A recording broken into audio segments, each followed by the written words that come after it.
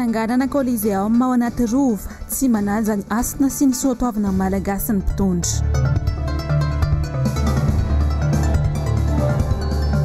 Tampiotazana ny lavanil tara loatra ho ny tansa ka mampitaraina azy ireo. Fankalazana ny Ascension nitondra fampaherezana ho an'ny kristianina rehetra ny filohan'ny FJKM. Amin'ny kafaliana tompoky sy tompoky vavy no andesinay mitsidika ny tokantranao amin'ity matonaly ity alakamisy faraka amby 20 ny volana May taona 2024. Tonga soto amin'ny fotoana ny vaovao manasana ampanajana anaraka izany hatramin'ny farany. Araka ny fahamazatra antsika andesina manomboka ny vaovao amin'ity androany ity ny makasika ny tatitra momba ny valanaretina coronavirus eto Madagasikara. Ny tombo 430 indray androany ny olona fantatra fa mitondra izany tsimikaretina izany. Ny 420 amin'ireo dia ao Toamasina ary ny 10 kosa ao Moramanga. Hatreto tsy mbola nisy ny sitrana ary iray kosa no atahorana mafy ny fahasalamany izay marary any Toamasina izy io.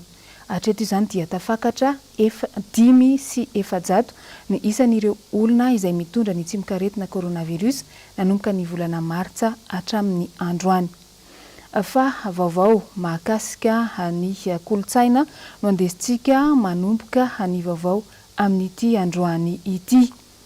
Manoloana ny fananganana ny kianja ao anatin'ny efatry ny anaty rova eny amin'ny rovan'ny Manjakamiadana dia nanao valandresaka ho an'ny mpanao gazety tamin'ity androany ity ireo fikambanana sy ny mpandala an'izany ary ny taranaka andriana eto Antananarivo. Teny ankerana no natanterahana an'izany. Nzavandre maefa no mitatitra ny andindinin'izay eo amin'ny sariny Andry Rakotomalala. Miteraka resabe eto amin'ny firenena amin'izao ilay fotodrafitrasa na Coliseum tanterahan'ny mpitondra fanjakana eny amin'ny rova Manjakamiadana.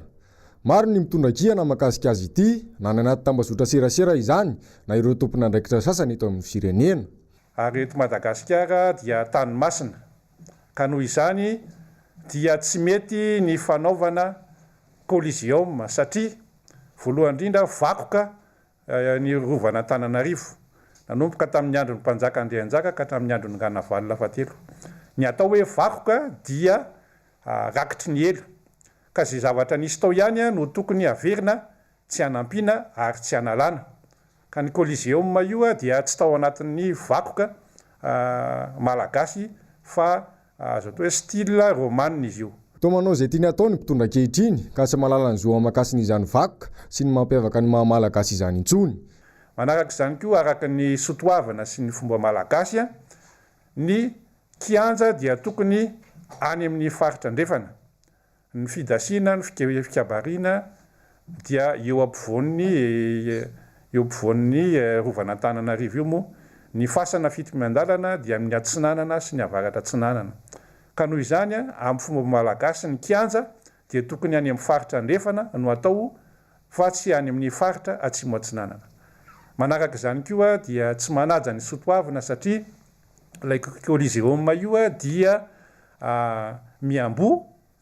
Raha mipetraka ao anatiny ao ny olona dia miambo ny lapa Manjakamiadana ary miambo ihany koa ny fasana fito-miandalana misy an'ireo mpanjaka. Ka tsy mety tsy manaja ny soatoavana sy ny kolotsaina malagasy. Toerana masina ny rovana Antananarivo. Ka rehefa manao ny tsy mety, manota fady dia tena misy vokany mitondra ozina sy zava-doza eto amin'ny firenena. Ka izay mpitondra rehetra ka nanao kitotoa, tsy nanaja ny soatoavana, tsy nanaja ny asina, tsy nanaja ny vakoka tao anatin'ny rovana Antananarivo dia niongana avokoa. I raha malala ny fisian'ny amena ara-pahasalamana eto Madagasikara, ny kakaika ny akamaroan'ny vahoaka amin'ny fahantrana, ny tsy fisian'ny asa sy ny olana maro samihafa. Ny an'ny mpitondra ankehitriny anefa ny fisehosehoana sy ny fampanantenana foto-drafitrasa isan-karazany no mahamaika. Ny laram-pahamehana amin'izao fotoana izao dia ny fanarenana ny toe-karena ary ny fanarenana sosialim-bahoaka fa ny 550 isan-jato ny vahoaka malagasy ankehitriny no mijaly. Fa ny rovana Antananarivo, ny kianjan'ny Mahamasina, Lemaka Ambotry Manjaka dia vakoka eto Antananarivo ary tokony hajaina. Momba n'izay fotodrafitrasa izay natsanga ny fanjakana ao anatin'ny faritry ny rovan'ny Manjakamiadana izay hatrany dia manoloana an'izay betsaka ireo mpahay tantara sy ny mpitahiry vakoka no tsy mankasitraka an'izany. Anisan'izany no arahantsika ato anatin'ity fanadihadiana manaraka ity, tanteriny Jessica Miray eo amin'ny rindran-tsary ny Manora Andriamalala. Mpahay tantara siantifika maromaro no nanoatra taratasy tamin'ny UNESCO ny fahen'ny volana Martsa teo raha voanare fa misy fanamboarana fotodrafitrasa ao anatin'ny faritry ny Rova. Raha ity taratasy ity hatrany efa betsaka ny fampilazana nataon'ny filohan'ny ICOMOS eto Madagasikara ary mpikambana maro ao amin'ny komite siantifika sy teknika. Nilaza izy ireo tsy tokony anaovana io tetikasa io saingy tsy nilefitra mihitsy ny filoham-pirenena. Avotra n'ity taratasy ity ihany koa fa risika mety hitranga amin'ity fanamboarana kianjo ity ankoatra ilay mahatoerana masina, ny toerana fa ihany koa ny mampiavaka azy, ny olana mety ateraka ity fotodrafitrasa ity sy ny fiorenany ambony avoana malemy. Eo ihany koa ny mety ho aterany amin'ireo trano hafa izay mifanila aminy efa nitoetra ela sy nolalovan'ny orana ary ny fahamaizana. Lasa tery ihany koa ny toerana. Fa anisan'ny mampanahy ireto vondron'ny siantifika ireto ihany koa ny mety ho olana eo amin'ny lafiny fandriam-pahalemana. Raha ny fantatra mantsy ho hatrany ny taratasy dia anangona olona ity toerana ity rehefa vita. Noho izany dia mety ho sarotra ny famehezana ny raharaha. Amafisin'ity taratasy ity hatrany moa fa raha ny finiavana tia anangana ilay kolizeny ny fanjakana dia maninona no tsy atao any amin'ny toeran-kafa? Amaranan'izy ireo ny taratasiny koa ny filazany fa averimaina ihany ny ady ataon'izy ireo satria ezahin'io fanjakana ho vitana alohan'ny fahenina amby 20 ny volana Jona 2024 izao ny asa ary efa nanomboka aza. Manoloana n'izay resabe ateraky ny fananganana ny fotodrafitrasa ao anatin'ny faritry ny rovan'ny Manjakamiadana izay dia andeha arahantsika ato anatin'ity fanadihadiana ity ny fampatsiahivana fohy momba n'izany fanarenana ny vakoky Madagasikara izany. Arahantsika ny andindin'izay rindran-tsary ny Tokira Marolahy. Nokianina fatratra ny filoha Marika Ravalomanana fon'izy teo amin'ny fitondrana raha nanamboatra ny rovan'ny Manjakamiadana. Nomelohina onany mbazimba ny vakoka malagasy mihitsy aza ny fitondrana Ravalomanana tamin'ny fotoan'androny. Tsara nefa ny mampatsiahy fa ny fanarenana ny rova ny tena noezahana ary porofon'izany hatramin'ny vato avy aza no nasiana marika tsirairay ahafahana namerina izany tamin'ny toerana izay nisy azy. Ny phase 1 izay hita amin'ny sary sy ny phase 2 izay nanarenana ny lapa dia efa vita tanteraka tamin'ny fitondran'Andriamato Ravalomanana. Ny tentina 4.5 tapitrisa euro ny vola lany tamin'izany fanarenana izany. Ireto misy sary vitsivitsy maneho ny endrika sy ny firafitry ny rovan'ny Manjakamiadana ary voamarina eo fa tsy nisy teo amin'ny tantara mihitsy io Coliseum io ary manova ny tantara sady manimba ny vakoka malagasy ny fisiany izany ankehitriny. Tsara tsy ahivina fa tamin'ny 1922 dia nangatahan'ny fitondrana Rajaonarimampianina ny hanaovana ny La Haute-Ville ho vakoka iraisam-pirenena na patrimoine international. Nisy ny taratasy nalefany UNESCO ho an'ny ambasador'ny Madagasikara tamin'ny volana Febroary 2024 izay nanamarika fa tsy azo atao ny manova endrika na mikitika ny vakoka iraisam-pirenena. Raha mahafantatra fa efa betsaka ny fikambanana samihafa izay mampiakapeo manoloana izao fanovana endrika ny rovan'ny Manjakamiadana izao. Ivadika lafim-baovao hafa kosa indray isika manandanja indrindra amin'ny mpino kristianina ny andro any izay andro fiakarana. Na tsy ary manokana n'ireo mpino ao aminy ny filohan'ny fiangonana FJKM tamin'ity androany ity ka nisy ny afatra fohy izay nataony omena ireo mpino kristianina amin'izao andro izao. Ny andindin'izay tanteriny Asin'Andriamalala sy Tokira Marolahy. Mandala adi-sarotra sy krizy ankehitriny malagasy iray manontolo noho ny coronavirus sy ny valanaretina efa namon'olona maro mitaintaina sy matahotra ary vakolony noho ny fahaverezany asa sy ny fahantrana lalina ny akamaroan'ny malagasy ka amin'izao andro ny Ascension izao dia tsy manadino kristianina ao amin'ny FJKM ny voalohany.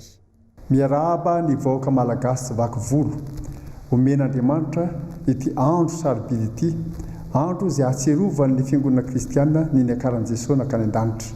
Ao anatin'ny tantaran'ny famonjena mantsy dia misy zavatra efatra lehibe: ny krismasy, ny paska, ny andro niakarana ary ny pentekosta. krismasy tonga jesosy paska namita ny asa-pamonjena izy androny akarana vita ny asa-pamonjena niakatra ny an-danitra izy mipetraka ankavan'andriamanitra ary haniraka amin'ny fanahy masina pentekostra tonga amin'ny fanahy masina teraka ny fiangonana ko miarahaba mivoaka an'andriamanitra fa izao androny akaran'izao dia fanantenana lehibe ho antsika manao hoe misy mpandresy anankiray lehibe jesosy kristy no anarany jesosy kristy izay tantarainy ny filazantsara fa rehefa niakatra ao any an-danitra dia nitsodran'ny mpianany izao tsika mian'izany zao eo ambany nitsodran'ny jesosy mandrakarivo sika izy ilay tompony fahefana rehetra any an-danitra sy ty an-tany dia oloarana fampahirezana ao nyvoaka malagasy sy ny fiangonana izany ankoatr'izay dia manentana ny malagasy hiaro tena sy hiaro ny hafa ihany koa ny filohan'ny FJKM amin'izao coronavirus tsy mitsaha miakatra izao. Fa lafim-baovao hafa kosa indray anisan'ny toerana tsy afa-misaraka amin'ny fankalazana ny fa-20 ny volana Jona ny kianjabe ny Mahamasina. Betsaka ny fanontaniana mipetraka manoloana azy io ankehitriny. Ireto misy valim-panontaniana vitsivitsy izay nataona mpahi-tantara iray tetsy Ankerana. Miradora Benjamina no mitatitra an'izay rindratsary ny Andra Kotomalala. Lampanandrina ny tikonenana, satanandrina tsy maintsy arahana hoy ny Ntaolo Malagasy. Tsy napetrapetraka fahatany ny atao hoe Vatomasina sy nahatonga ny anarana ho kianjan'ny Mahamasina fa misy dikany sy asiny izy ireny. Ny 13 Jolay 2024 anefa tamin'ny fitsenana ny baren'i Madagasikara avy niatrika ny kanina tany Egipta dia nanapa-kevitra ny filoham-pirenena ankehitriny ny anova endrika ny tanteraka ny kianja ka ho lasa kianjan'ny Barea. Azo soloina ve zany ny vakoka sa ny politika ny mpitondra ankehitriny tokoa ny manova ny tantaran'ny Madagasikara? Ny kianjan'ny Mahamasina dia toerana masina ary tamin'ny taona 3,790 no nametrahana ny Vatomasina teo amin'ny toerana teo Mahamasina io ary toerana masina zany ka tsy tokony vahiny mihitsy aloha tsy tokony sinoa mihitsy no mikitikitika manamboatra ny resaka kianjan'ny Mahamasina ary tsy tokony havadika hoe kianjan'ny Barea io fa kianja Mahamasina io hatramin'izay dia izay mahavakoka azy tsy hovaina tsy ampiana ary tsy analana. Fanamban'izao fitondrano izao ihany koa ny hamitany tapany voalohany amin'ity kianja ity mialohan'ny 20 Jona 2024 dia niandry avokoa ny vahoaka malagasy. Aiza ho aiza isika amin'izao afaka iray volana dia hitsingerina io daty io izay voalaza fa hiverenan'ny fahaleovantenan'ny Madagasikara. Tena izay tokoa ve ny marina ara-tantara? Tamin'ny andron'ny Repoblika faharoa no nanovana ny zavatra io ho fetiky pirenena kanefa ny fa-20 ny volana Jona dia fetin'ny tafika malagasy fa tsy fankalazana ny fahaleovan-tena pirenena mihitsy. Atao hoe ny fiverenan'ny fahaleovan-tena dia tamin'ny 14 ny volana Oktobra 750 sy 790 kanefa mbola tsy izy ihany koa iny satria ny vahiny ny Frantsay mpanjanantany no namerina an'io. Tokony mba jereny zay zavatra zay fa mandiso ny tantaram-pirenena ary ny hafatra farany dia hoe tsy handroso Madagasikara raha tsy miverina amin'ny tompony ny tany sy ny fanjakana. Eo amin'izay vaovao tsy mifanalavitra amin'izay hatrany dia amin'ny sabotsy ho avy izao no anamarika ny taom-baovao nimerina ny zana-dranavalona. Misy ny tsara ho fantatra sy ny tantara fohifohy mahakasika an'izay izay entiny pitahiry ny fomban-drazana eo amin'ny fikambanan'ny zana-dranavalona. Ho arantsika ny andindiny izay tateriny Ravirazafy Mahenina sy Tahiriniana Ranariny.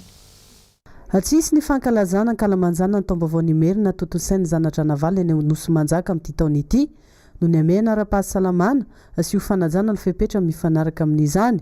Foana manaraka izay ihany koa ny hetsika fanamariana toy ny arendrina sy ny firavoravoana miaraka amin'ny vahoaka ary ny nofika amin'ny tampihavanana. Tsy anangon'olona akory izahay fa hankalaza any amin'ny trano tsirairay avy any mba hahafahana milaza sy manatanteraka hoe taom-baovao izao. Efa manana ny fitaovan-tserasera isika afaka ifampiarabana afaka firariana tsoa dia ho tanterahantsika zany amin'ny 17 ny volana Mey izao. Noho ny zavatra misy amin'izao fotoana izao dia sarotra ny anao fanamariana manokana. Tsapantsika fa rehefa manatanteraka ny fankalazana ny taona vaovao ny Alamady io ny zana-dranavalona sy zay rehetra manaraka ny fomba dia tsy latsaka ny olona 2 mahery 3 mahery ahoana moa ny fomba anaovan'izany nefa ny ny zavatra misy amin'izao fotoan'izao dia hoe tsy mahazo loatra ny olona 50. Marina fa ao anatin'ny vondrony KMTM na komiti-mpanomana ny taom-baovao iraisan'ny malagasy izay mankalaza ny tsinam-bola amin'ny volana septambra ihany koa ny zanatra navala nosy manjaka. Amin'ity taon'ity zany ny andro voalohany amin'ny taona vaovao dia amin'ny 17 ny volana Mei izao. Manina moa 17 raha ijery ny andro nareo sy ny fiodin'ny volana sy ny tany sy ny masoandro dia ahita fa amin'ny 12 amin'ny 7 latsaka fefany no tsinana ny volana.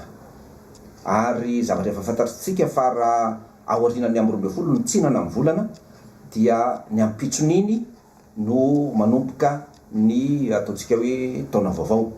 Io tsy fitsinan'ny volana io dia manerana an'izao tontolo zao fa tsy eto Madagasikara ihany ka manerana an'izao tontolo zao zay amin'ny 7 latsaka fefany zay fa tsy eto Madagasikara ihany ka manitsy zany zahay hoe ny 17 no tena manomboka ny taona vaovao eto i andrivon'ny Merina. Lafim-baovao hafa tanteraka kosa indray nalaza tato ato ny resaka horohorontany malohanan'izay dia nanantona ny manam-pahaizana teny amin'ny iogana ny ivitoerana momba ny fandaniana sy ny fikarohana mahakasika ny toetany eto Antananarivo ny mpanao gazety ny MBS androany ary nanao fanadadiana manodidina an'izay. Ravorazafy Mahenina sy Mathieu Princy.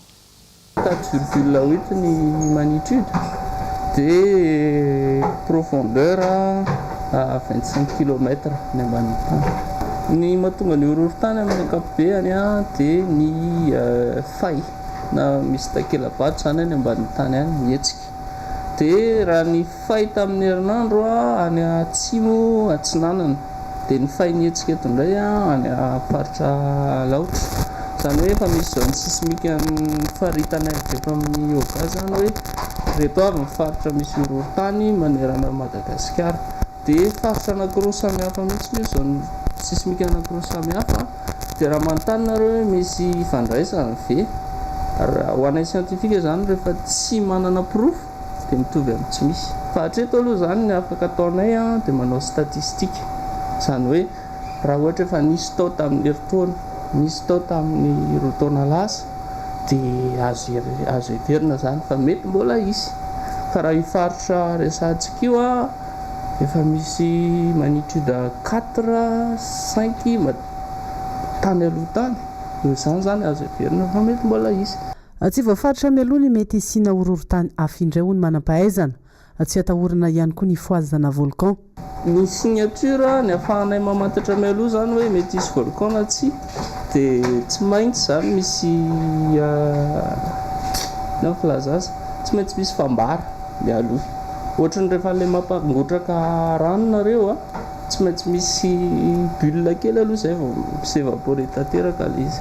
Dikan'izany tokony misy horohorontany kely be dia be amina rivony zay vao afaka miteny mety hisy fipoahana. Zava-misy nefa ankehitriny 4 3 enina faramibetsaka ao anatin'ny ray andro no zany tsy afaka miteny zany hoe tsy possible izy volcan. Tsivina fa ny taona 17 no nitrangana horohorontany mafy indrindra teto Madagasikara izay nanana marchefy 5.7. Vaovaon'ny trangam-piarahamonina kosa indray fantatra fa hiakatra fitsarana rahampitso ilay raharaha izay nahafatesana tovolahy kely teny Soavim-bahoaka teny Ampasapito teny.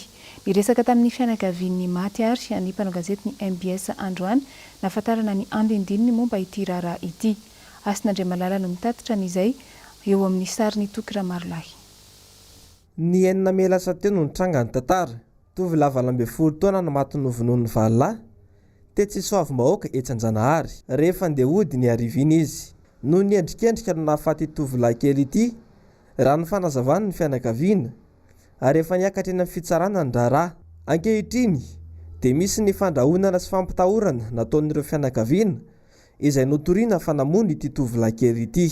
ny zavatra angatanay zany a dia mba hoe mba tsy matomaty foana ny avanay, mba tsisy olona ambony lalàna fa mba hoe eo ambany lalàna daholo, satria zareo mantsy ny fianakavian'ilay olona voasambotra koa efa mahivava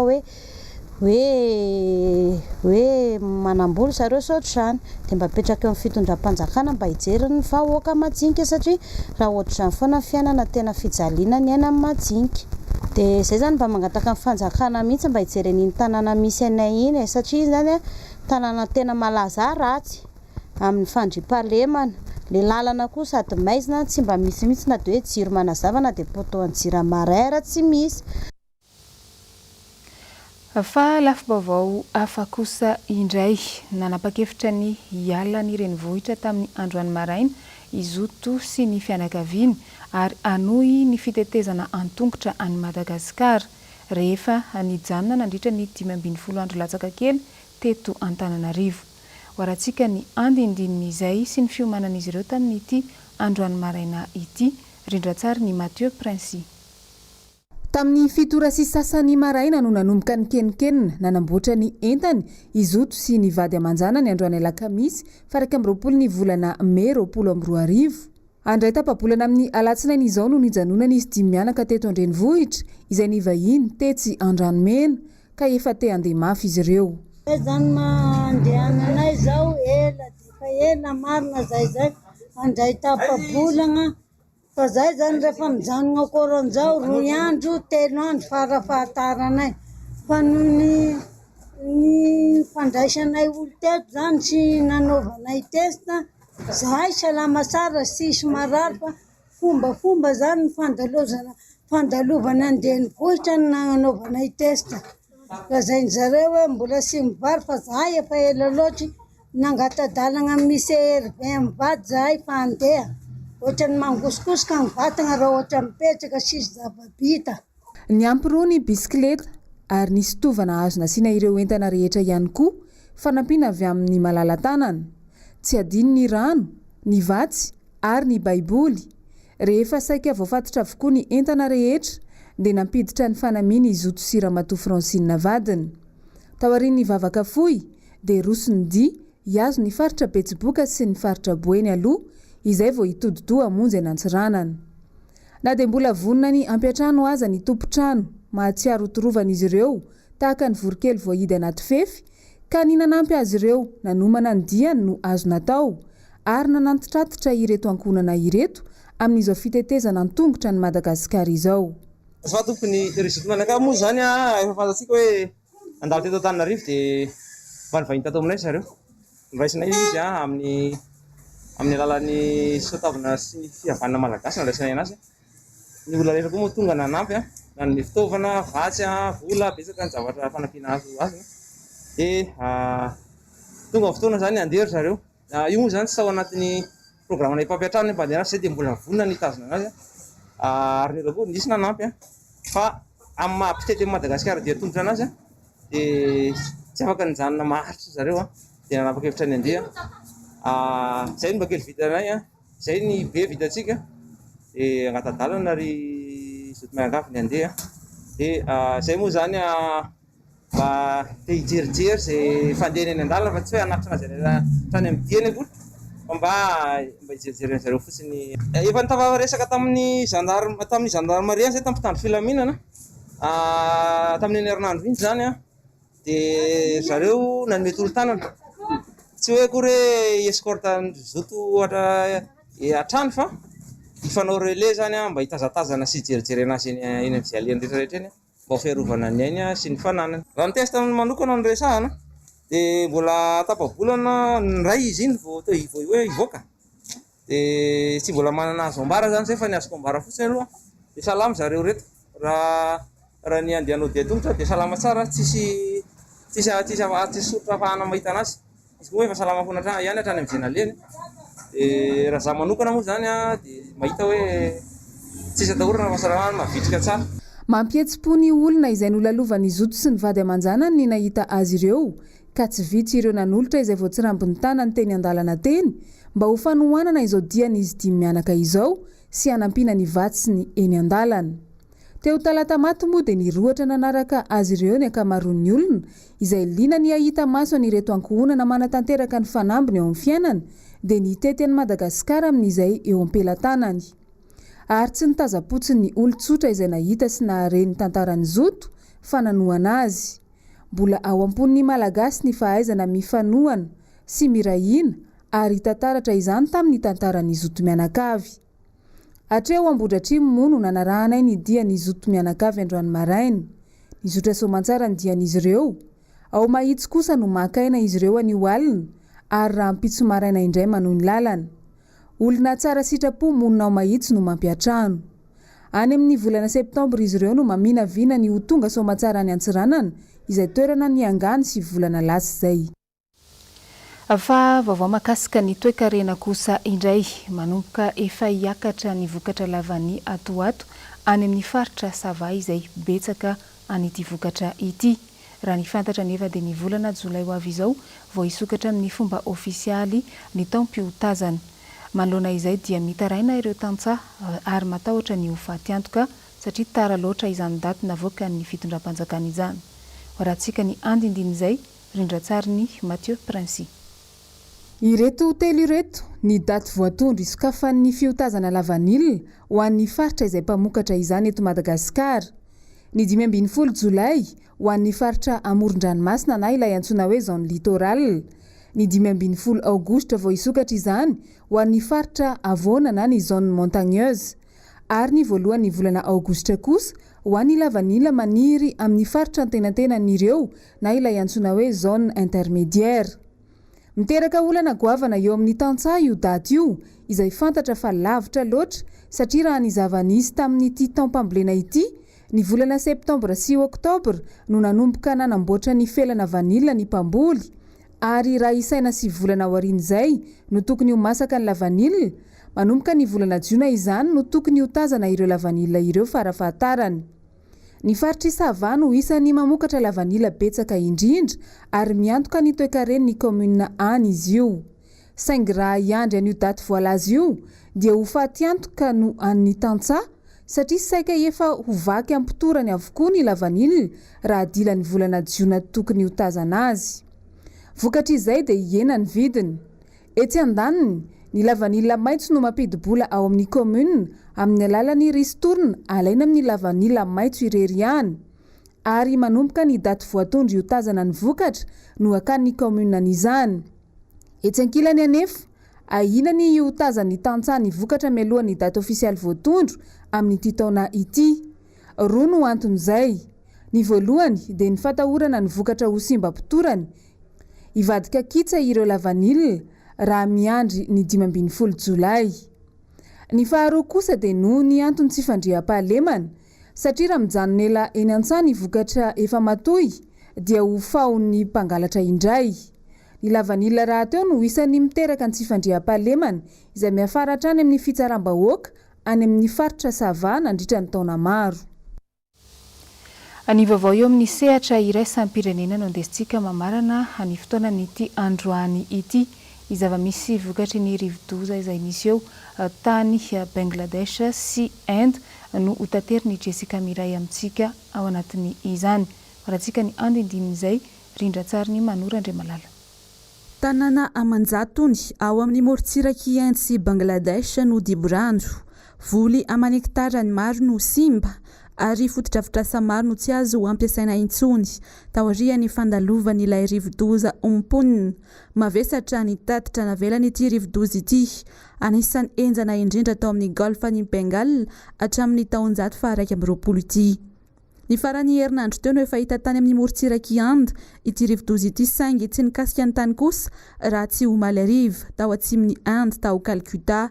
Mahery ny 520 kilometatra isan'ora ny rivotra noentiny ary ora ambeny vatravatra. 3 tapitrisan'ny olona voaterina findratoerana. Tsy nisy olona namony ihany kosa tao Bangladesh saingy fotodrafitrasa maro no potika na tratratra amin'ny 3 metatra ny ahavon'ny alon-drano noentiny tao Bangladesh hatrany. Potika tanteraka ihany koa ny tanàna nandalovany ity rivo-doza ity tao Inde. Efatra tamin'ny 5 eo amin'ny margefiny Saffir-Simpson ity rivo-doza ity. Izany hoe nitondra rivotra 200 hatramin'ny 400 kilometatra isan'ora. tsy mbola nahitana rivo-doza toy ity tao amin'ny golf ny Bengal matanjaka be toy izao hatramin'ny taona 1970 ity rivo-doza ity izay namono olona hatramin'ny 2 alina tamin'izany fotoana izany ta Odaisha. Mifarana trao ny vaovaontsika tamin'ity androany ity mankasitraka anao nanaraka izany hatramin'ny farany. Araka ny mahazatra antsika moa dia misy hatrany ny horonan-tsary izay atolotry ny fahita lavitra MBS ho an'ny mpankafy. Amin'ity androany ity dia ny horonan-tsary mitondra ny lohateny hoe 47 Ronin no atolotra anao izay lalaovin'ny mpilalao Keanu Reeves ary anisany action fantastique moa izy ity. Dia izay koa no ametrahako ny veloma mandrapitafa ho amintsika ho amin'ny manaraka indray. Samby tsara tompoklasy tompoko vavy.